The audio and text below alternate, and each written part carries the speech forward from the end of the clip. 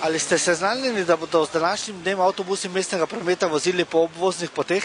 Sem seznanjen, samo zdaj mi je nekako pošlo, ker je prehitro obrat je dole, ne? Sem seznanjena, vendar pri tej seznanjenju ni bilo objavljeno, kje bodo stali. Kaj menite o tem, ali se boste navadili na spremembo? Morali se bomo, kaj čemo drugo. Ali vam bodo te zapore predstavljali težavo pri prevozu? Ne bodo, ker če na glavnem trgu stoji, potem je v redu.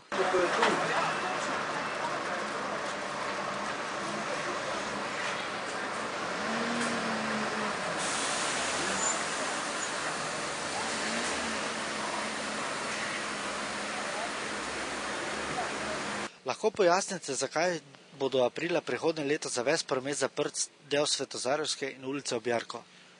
Do zapore je prišlo zaradi gradnje stanovanjsko-poslovnega objekta, to je na tej lokaciji tukaj, ki pa je za sabo potegnila prestavitev kompletnih komunalnih vodov, ki se nahajajo v Svetozarevski ulici oziroma pod določenimi objekti ob Svetozarevski ulici.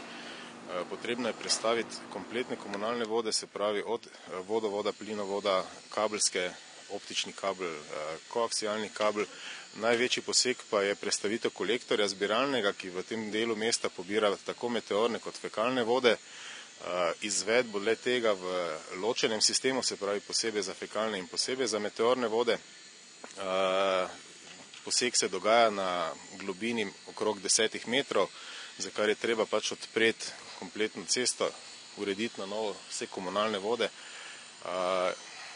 Relativno zahteven poseg na zelo malem prostoru in pač z mestnimi službami smo uskladili nekako ta poseg in rezultat tega je pač ta zapora, ki bo nekje trajala cirka 6 mesecev. Torej dogovorili ste se tudi z Veolijo? Vsi so bili vključeni, ki so v mestu kakorkoli vezani na soglasja. Veolija vsekakor, ker je zaradi nas oziroma zaradi tega posega prestavlja tudi avtobusne proge. V glavnem vsi so nekako sodelovali v tem postopku od prometnega urada Veolije, Nigrada, tako da so z vsemi temi službami dejansko te dejavnosti bile usklajene in rezultat tega so pač potem zapora, prestavitve avtobusnih prog in vse ostale zadeve, ki so pač s tem povezane. Do kdaj naj bi trajale zapore? Predvidoma bi naj zapora trajala do sredine aprila, vkolikor bo možno glede na vremenske okoliščine, zimo in vse ostalo posege izvesti v krajšem času, se bomo seveda potrudili, da to čim prej uredimo. Načeloma pa bi naj zapora bila sproščena 17. aprila naslednje leto.